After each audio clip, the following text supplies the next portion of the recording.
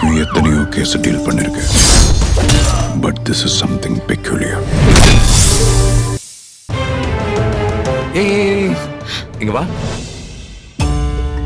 எங்க அம்மாவும் அண்ணியும் கார்டன்ல வாக்கிங் போறத ஏன் அப்படி பாத்துக்கிட்டு இருந்த? நீ அதை எப்ப பார்த்த? நீ பார்த்த, நான் பார்த்தேன். அதனால அது எவ்வளவு கண்கொள்ளா காட்சியா இருந்தது.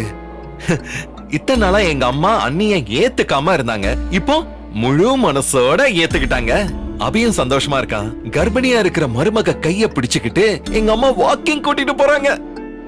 எங்க அம்மா மாறிட்டாங்க அப்படிங்கிறதுக்கு இதுக்கு மேல என்ன வேணும்? என்ன நீ ஏன் நம்ப மாட்டேங்கிற? உங்க அம்மாவை பத்தி உனக்கே தெரியாத எத்தனையோ விஷயங்கள் எனக்கு தெரியும் அர்ஜுன். அது என்ன? அத நீ தெரிஞ்சுக்கிறதுக்கு நான் உனக்கு ஒரு சந்தர்ப்பம் கொடுத்தேன். பட் ஐம் சாரி, நீ அதை மிஸ் பண்ணிட்ட. நான் என்ன பண்றது? எங்க அம்மா மேல ஏதோ ஒரு கசப்பை வச்சுக்கிட்டு தான் நீ இப்படி எல்லாம் பண்றேன்னு நான் நினைக்கிறேன்.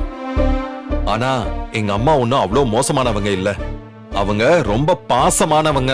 அப்படியா? நான் நம்பிட்டேன். அவங்க அண்ணனுக்கு பெரிய இடத்துல கல்யாணம் பண்ணணும், அவங்க அந்தஸ்துக்கு ஏத்த இடமா அது அமையணும்னு ஆசைப்பட்டாங்க. அதுல என்ன தப்பு இருக்கு? அது எதுவுமே தப்பில்லையே. ஆனாலும் கல்யாணத்துக்கு முன்னாடியே அண்ணி கர்ப்பம் ஆயிட்டாங்க. அது தெரிஞ்ச பிறகு கூட அவங்க அப்பவே மனசு மாதிரி அண்ணன் சந்தோஷத்துக்காக தான் சந்தோஷத்தை விட்டு கொடுத்துட்டாங்க. அவங்க கல்யாணத்தை ஏத்துக்கிட்டு ஏற்பாடெல்லாம் பண்ணாங்க.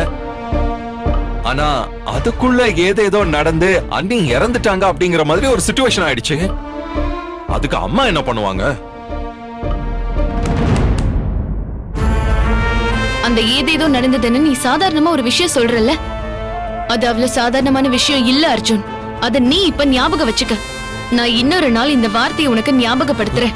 ஓகே, அத விடு. அவங்களுக்கு கல்யாணம் ஆன பிறகு அம்மா என்ன கேட்டாங்க? உன் அப்பா அம்மாவை கூட்டிட்டு வா, அப்படித்தானே? அது என்ன கஷ்டமான விஷயமா? அவங்க கடன்ல இருக்காங்க, அதனால இங்க வர அவங்களுக்கு அவமானமா இருக்கு அப்படின்னு அண்ணி அப்பவே உண்மையை சொல்லிருக்கலாம்ல. அதுக்கு ஏன் இவ்ளோ பெரிய டிராமா? அண்ணி செஞ்ச தப்பெல்லாம் உன் கண்ணுக்கு தெரியாதா? சம்பந்திய பார்க்கணும், பேசணும், சமரசமா போகணும்னு எங்க அம்மா நினைச்சதான் இப்ப தப்பா? உங்க அம்மாவை நான் நம்பல அர்ஜுன்.